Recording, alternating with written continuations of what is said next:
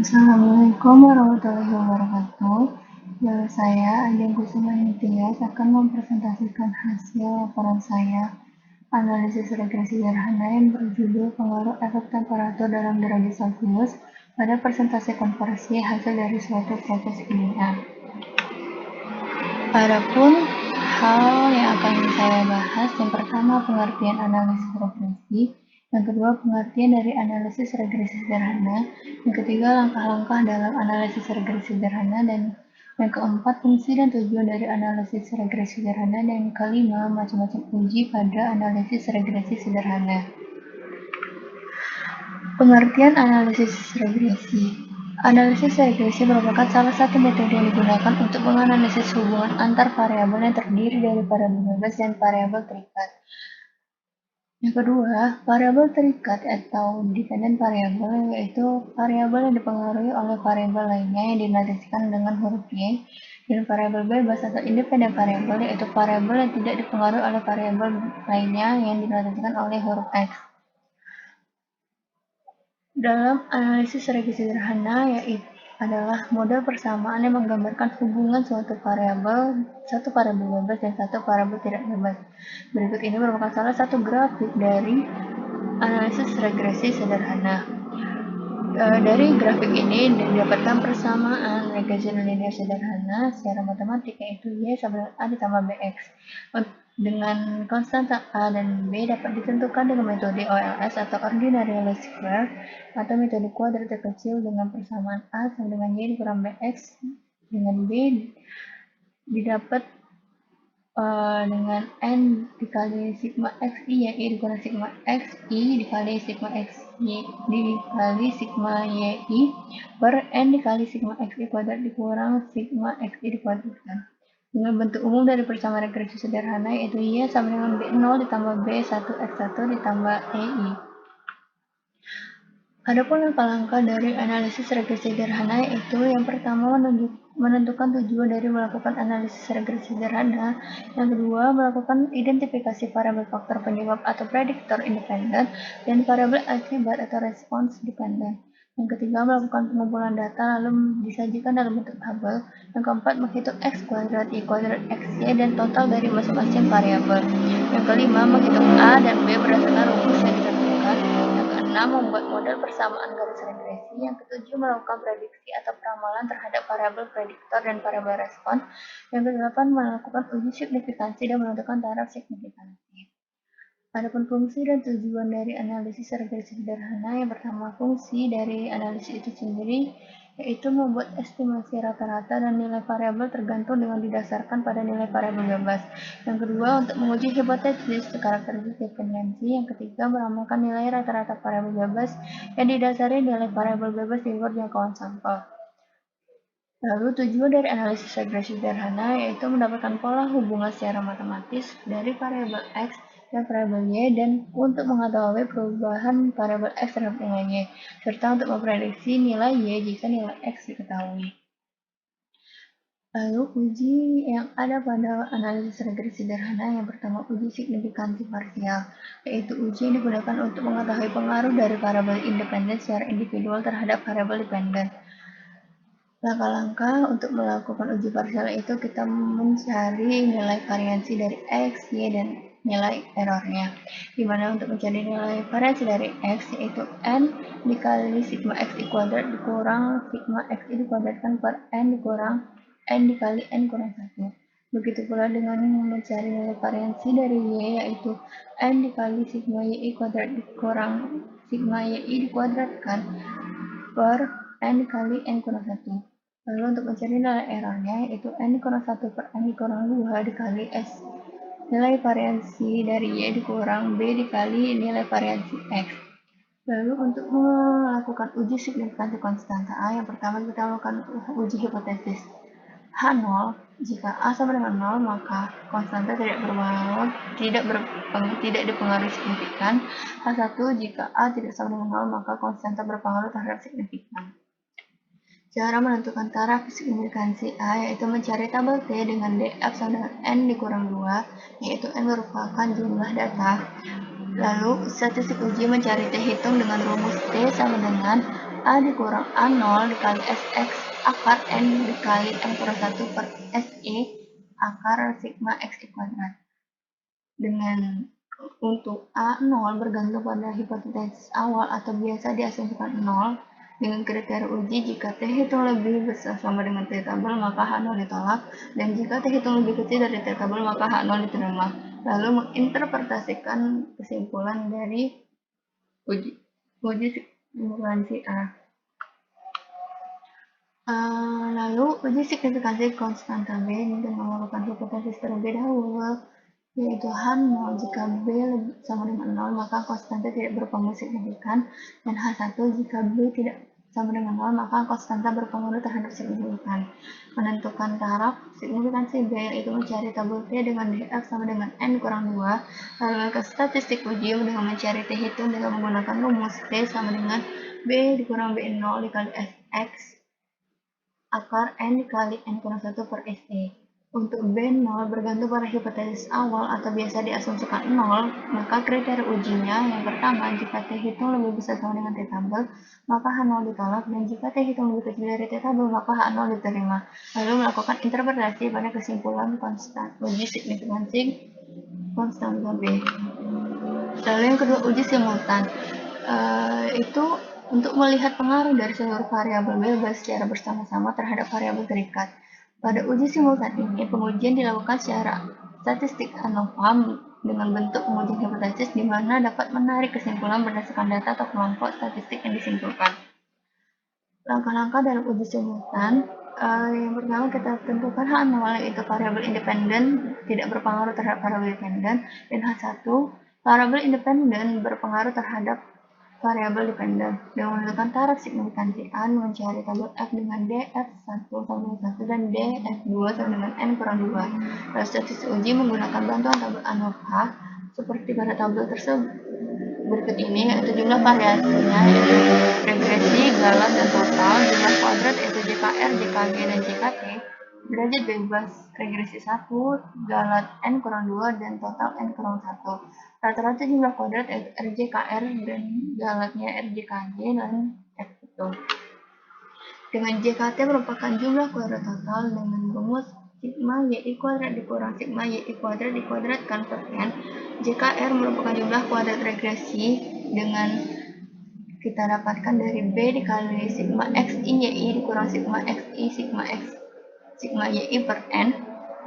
JKG kita dapatkan dari nilai JKT dikurang JKR. RJKR atau rata-rata jumlah kuadrat regresi kita dapatkan dari JKR per T, dan RJKG merupakan rata-rata jumlah galat yang kita dapatkan dari JKG per N kurang 2. F hitung dapat kita peroleh dari nilai RJKR dibagi dengan RJKG. Dengan kriteria hitung, jika F hitung lebih besar sama dengan F tabel, maka H0 ditolak, dan jika F hitung lebih kecil dari F tabel, maka H0 diterima. Koefisien korelasi, angka yang menunjukkan tinggi atau rendahnya hubungan dua variabel atau lebih. Koefisien korelasi yang tinggi menandakan besarnya hubungan di antara kedua variabel. Besarnya koefisien korelasi berkisar pada R terletak antara negatif 1 dan 1, di mana arah hubungannya dinyatakan dengan tanda positif dan negatif. Koefisien korelasi untuk sampel dilambangkan dengan R. Pengakuan koefisien korelasi dapat dilakukan menggunakan rumus berikut. Rxy sama dengan B dikali Sx per Sy, maka diperoleh R kuadrat Xy.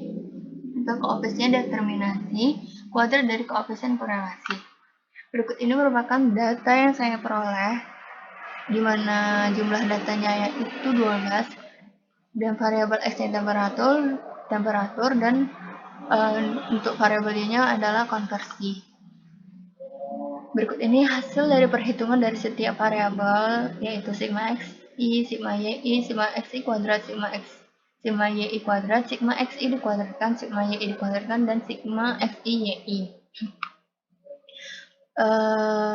Lalu kita mencari nilai B yang kita peroleh dari perhitungan tabel, maka didapatkan nilai B-nya yaitu 0,407811, dan kita mencari nilai A yaitu sama dengan Y rata-rata dikurang B dikali X rata-rata.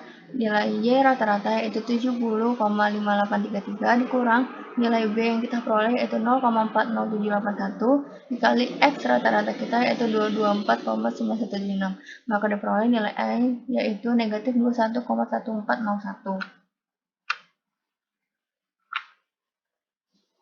Maka persamaan regresi linear yang diperoleh atau Y sama dengan A tambah BS yaitu negatif 21,1401 ditambah 0,407811X.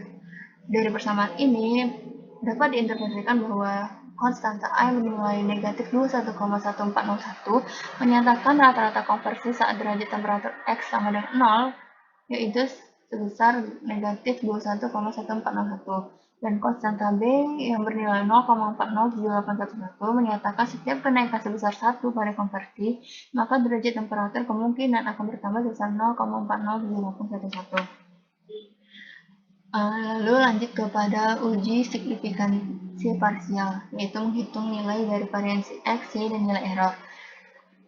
Sebelumnya sudah saya bahas untuk mencari nilai variansi dari X, maka selanjutnya perhitungan variansi X kita dapatkan Sx sama dengan 21,364, untuk Sy sama dengan 12,7739 dan Se 9,797399. Uji signifikansi konstanta A dengan hipotesis H0 jika A sama dengan 0 maka konstanta tidak dipengaruhi signifikan terhadap konversi, dan H1 jika A tidak sama dengan 0 maka konstanta berpengaruh signifikansi terhadap konversi taraf signifikansi dengan taraf signifikansinya itu A sama dengan 5% atau 0,05. Lalu kita bagi 2 sama dengan 0,025. Lalu kita mencari DF untuk mendapatkan nilai T tabel yaitu N dikurang 2. Dengan jumlah data kita 12 maka dikurang 2 sama dengan 10. Maka didapatkan T tabelnya yaitu 2,228. Statistik uji mencari nilai T hitung diperoleh yaitu negatif 0,67095. Maka dapat ditarik kesimpulan dari nilai T hitung dapat kita lihat bahwa nilai T hitung lebih kecil dari nilai T tabel, maka H0 diterima atau konstanta tidak berpengaruh signifikansi terhadap konversi. Lalu masuk ke uji signifikansi konstanta B. Jika B sama H0, jika B sama dengan 0 maka konstanta tidak berpengaruh signifikan, dan H1 jika B tidak sama dengan 0 maka konstanta berpengaruh terhadap signifikansi. Dengan taraf signifikansi A sama dengan 5% lalu dibagi 2 yaitu 0,025, maka kita peroleh DF sama dengan N dikurang 2 dengan jumlah data kita 12 dikurang 2 dapatkan 10. Maka nilai tabel kita 2,228. Lalu T hitung yang kita peroleh itu 10,2167. Dengan kriteria uji, jika T hitung lebih besar sama dengan T tabel maka H0 ditolak, dan T hitung lebih kecil dari T tabel maka H0 diterima. Kesimpulannya, nilai T hitung lebih kecil dari 2,228 nilai T hitung lebih besar dari T tabel maka H0 ditolak, yang berarti konstanta tidak berpengaruh signifikan. Lalu dilanjutkan pada uji signifikansi simultan hasil penaksiran parameter dengan hipotesis H0 sama dengan variabel independen tidak berpengaruh terhadap variabel dependen.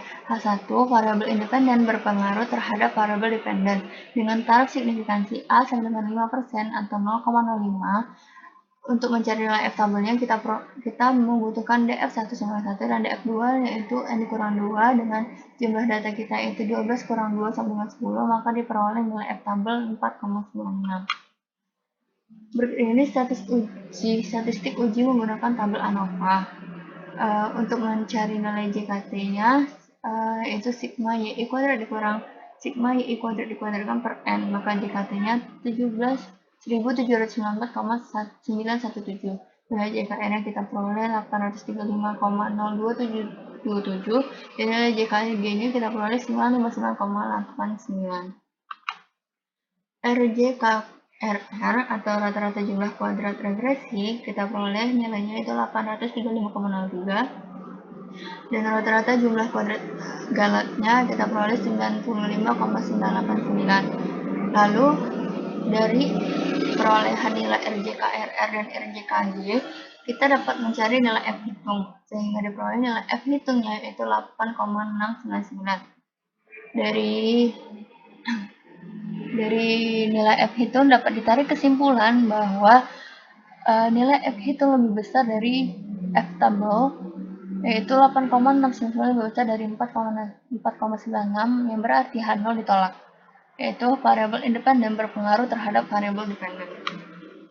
Perhitungan koefisien korelasi untuk mengukur derajat keeratan hubungan dapat menggunakan rumus korelasi persen, yaitu RXY sama dengan BSX per SY sama dengan 0,407811 dikali 21,364 per 12,779.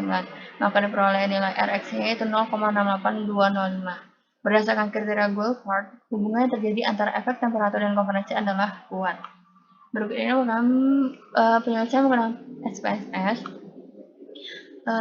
Untuk tabel ANOVA sudah sesuai dengan perhitungan secara manual.